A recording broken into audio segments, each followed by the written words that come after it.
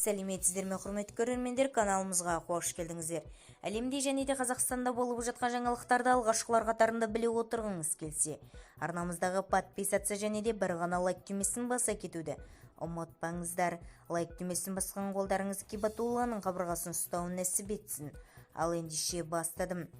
Қазақстан Республикасы әлеуметтік кодексін іске асыру шеңберінде 2023 жылдың 1 шілдесінен бастап азаматтардың жекеленген санаттары үшін мемлекеттік әлеуметтік жәрдемақылардың мөлшері, сондай-ақ мемлекеттік әлеуметтік сақтандыру қорынан еңбекке қабілеттілігінен айырылуы және де асыраушысынан айырылуы жағдайларында бойынша төлемдер 14,5%-ға артылады деп хабарлады Азаттық рухы.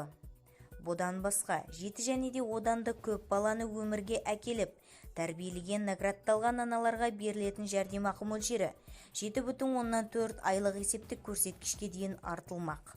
Бұған дейінгі хабарланғандай 2023 жылғы 29 наурызда 8 сайланған парламенттің бірінші сессиясының ашылуында мемлекет басшысы мүгедектігі бар адамдарды қолдау шараларын күшейту қажеттігін атап өтті. Қазақстан Республикасы әлеуметтік кодекс шеңберінде 2023 жылғы 1 шілдеден бастап мемлекеттік жәрдемақылардың мынадай түрлерінің мөлшерінде орта есеппен 14,5%-ға арттыру көзделген.